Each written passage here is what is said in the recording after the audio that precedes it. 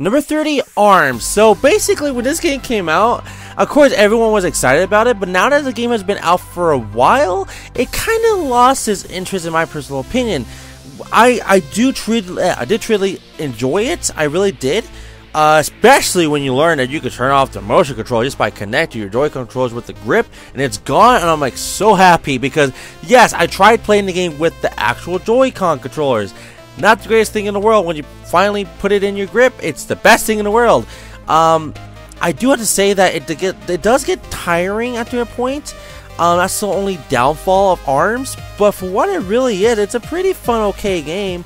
But it's a brand new IP from Nintendo, and I really enjoyed the whole new aspect, differential, just game, and I like it. I like it because of that, and it's pretty good for what it is. But for Nintendo, it's kind of, well, a downer, even though it's a new IP, which it's probably not as successful as another IP that premiered on the Wii U, but it's still a pretty good, okay IP for Nintendo. So, yeah, number 30 is ARMS. Number 29, talk about Nintendo still, Fire Emblem Echoes, Shadows of Valentina. So, when this was announced, it was a remake of Fire Emblem 2 on the Famicom, which honestly, no one in North America really played. I mean, I can't say no one. I mean, there's people that's been ROMing and then hacking, and it probably actually owns the thing, and it actually has a Famicom. But you know what I mean. So, it's kind of blows my mind that they're originally thinking that Fire Emblem Awakening was supposed to be the last one, and they did so well that they kept making more. It really does show that Fire Emblem Echoes, well, it really does show that's a really good game, and I actually kind of played it. It's pretty good. I mean, I don't even really play Fire Emblem all that much, and when I do, I play for like teeny mini spurts, like really, like minutes, just to try it out, like how it is, kind of thing. It reminds me of Pokemon kind of, but not really, but you know what I mean. And it's like, well, I actually kind of enjoyed it. I actually played an hour, and I didn't even think about it was an hour. Oh wow, damn. And I just like how the story is kind of processing through it. And I really like how they're not trying to push us to really get invested in the game, even though it's already has been, because, well, it's a remake of the original. And back then, yeah, of course, you had to be invested to really play it, and I really like it, especially the whole option of, hey, you want to play it normally, or do you want to play it easily? Which I, of course, I played easily because I suck at Fire Emblem. But really, it's a pretty fun game. Number 28, Mario and Rabbids Kingdom Battle. So, of course, when this first was announced, it was actually leaked like a week before E3, and it finally came out. And I do gotta say, I was very interested in it. I didn't pick it up at launch or even near launch, but I finally got it, and you know what? It's actually a pretty decent freaking good game. And yes, if you ever played XCOM, it's like that. You ever played any game that's like, well, Valkyria Revolution, by the way, that's a good example that I said back in like a few entries ago. It's kind of like that with Mario and Rabbids, and they're not trying to push you in like, hey, you gotta do this, you gotta do this. It's kind of your own playstyle of just how you strategize. I actually kind of like that.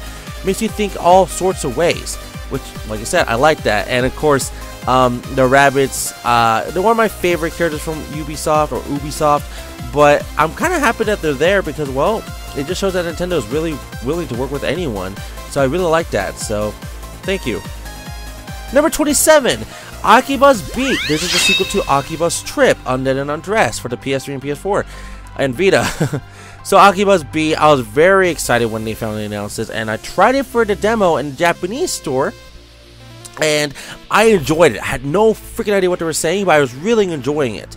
I was actually very sad that the freaking demo ended, and I was like, dude, this is a game. Like, this is a very freaking good game. It's very underrated, Akiba's Beat. I really want a lot of people to go check it out. It's an RPG.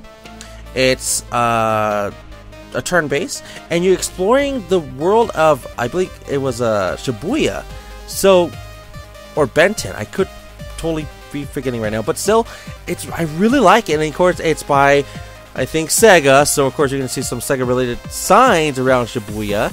So I'm enjoying it. Trust me. Go check out Akiba's Beat. Number 26. Now, I would love to put this a little bit higher, but I can't. It's really good. I want so many people to know about this one too. It's Danganronpa V3 Killing Harmony. Now, I got into this series very late. I got into Danganronpa when they released Danganronpa 1-2 Reloaded, I believe earlier this year. But because Danganronpa V3 Killing Harmony is a brand new game this year, I really wanted to talk about the newest one. So I played a little bit of this game, and you know what? It still continues that same exact chaotic, story-driven game of Danganronpa. I know it's also an anime, but guys, you really have to play this game. It actually makes you think, you actually get invested. I really like this because it just makes you want to survive, and well, I don't want to spoil it, but you'll know when you play it. But really, I like it. Please go check out Danganronpa V3 Killing Harmony. And by the way, if you get the Day 1 edition, you get a free soundtrack, so there's that too. So, yeah, go check it out. Seriously. Number 25, Yooka-Laylee. So, Yooka-Laylee. Of course, the game I've been waiting for 2 years when it finally came out. It must have been the Banjo-Kazooie, like, replacement. I'm not saying killer, but just like the spiritual successor for sure. And did it hold up? Not so much. Yes, it hold up for what it's supposed to be, but it's not a replacement for Banjo-Kazooie, the original 64 game. It reminded me a lot of Banjo-Kazooie. I can't say that because, of course, people that made rare Banjo-Kazooie is from Playtonic, Yooka-Laylee. So I liked it. It wasn't my favorite game of all time. It's great, but it's not Banjo-Kazooie. And because it's not Banjo-Kazooie, it's not higher on the list, but it doesn't remind me a lot of it. Of course, it's fun. You have Yuka, which is a freaking, I believe it's the freaking, the lizard guy, I'm sorry. And Laylee, it's the bat. So, it's just an interesting combo, especially with a bird and a bear, and then also with a lizard and a bat. So, still, Yooka-Laylee. Number 24. Well, yeah, 24, because, I really wanted this to go higher, but because it didn't have the expectation for me, it didn't make it. So, Marvel vs. Capcom Infinite. Now, Marvel vs. Capcom Infinite, of course, when this was announced, everyone was excited for this thing. Like, everyone. I was excited, my friends were excited, freaking my mom was excited. No, she wasn't excited. But everyone really was excited for this game until we finally saw Chun-Li, Dante's eyes, especially Chun-Li's eyes, but everything was just kind of like, every announcement I kept hearing about Marvel vs. Capcom Infinite made me kind of wanted to play it less. So, no X-Men characters. There was a story, so I was like, oh my god, finally a story, oh god. No more 3 characters, now it's back to 2. I wish they have to give you the option to pick 3 and not just 2.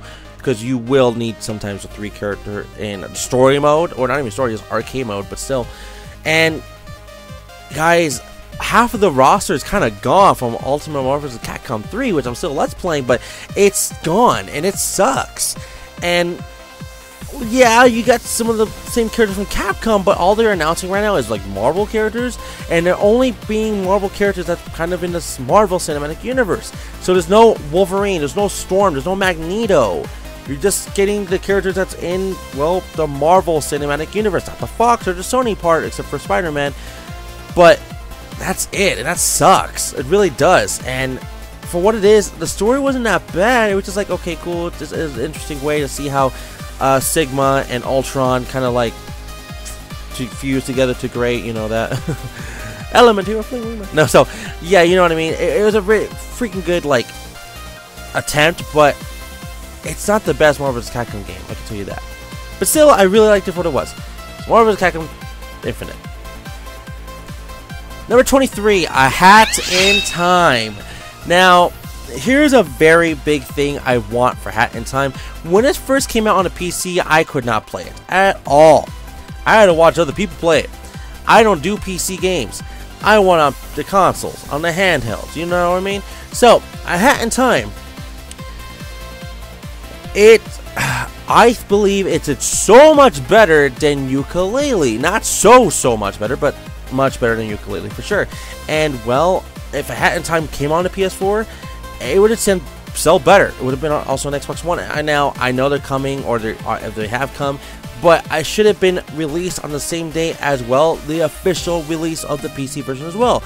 But it never did, and that's pretty freaking stupid. And I don't get why they did that, but maybe it was like a whole problem with publishing it on the consoles, or maybe it was like a money problem. You wanted to try PC first before they put it to the consoles. I don't know, but realistically, ahead in time, it's a game you should go invest some of your time in. Basically. Number 22, Gravity Rush 2. Now, Gravity Rush. Here's a really quick story about that one. It's a game I've been eyeing on for February. I believe since February. And I still don't have the game. I still don't to this moment in time, which is literally the last day of November. Well, no, it's not. Sorry, it's actually December freaking 2nd. It's Friday. So this game, it's been haunting me. Gravity Rush 2, and I know it's great, but I don't know if it's better than the original. I have beaten the original, and I am really wanting to play it more. I played a demo. I played a little bit longer thanks to like the hey, play this game for free kind of option, and you get to play until like a certain time and then it stops, like a trial for the PSN. And that was it. I got a bit further than the demo, but that was like about it. And I was like, oh my god, I really want to play more. For what I really enjoyed of it, it was very fun. It reminded me just like Gravity Rush Remastered on the PS4, which I do have Gravity Rush as well on the Vita, but that's how I originally played it, was on the PS4. But I really enjoyed it. I really think you guys should check this out. So, number 21. This game fucking just came out. You probably hate me about this one, but I don't think it's just as great as you probably all thought. It is great, but it is what it is. Number 21. Xenoblade Chronicles 2. Yeah. So, if you play Xenoblade Chronicles 1 and the 3D version and X on the Wii U, it's kind of like that. I do have to say one thing though. I enjoyed the story way more than X. Not sure about the first one, but way more than X. It just really wants me to connect with the two main protagonists, especially one that becomes a blade, which I believe they're actually called blades. But still, it's something I've just really wanted to just play, and it's something you guys can't pass. It's on the Nintendo Switch. There's been many games I said on Nintendo Switch on this whole entire list. Not many, but there has been some. But guys, just do you a favor and play Xenoblade Chronicles 2. It's literally the biggest Switch game that's been coming out for the Nintendo Switch, of course, this holiday season. Next to like Super Mario Odyssey and Breath of the Wild again, and whatever. So to go by. Yeah, that's pretty much it. Xenoblade Chronicles 2. It's just, nobody really saying, I'm really feeling it.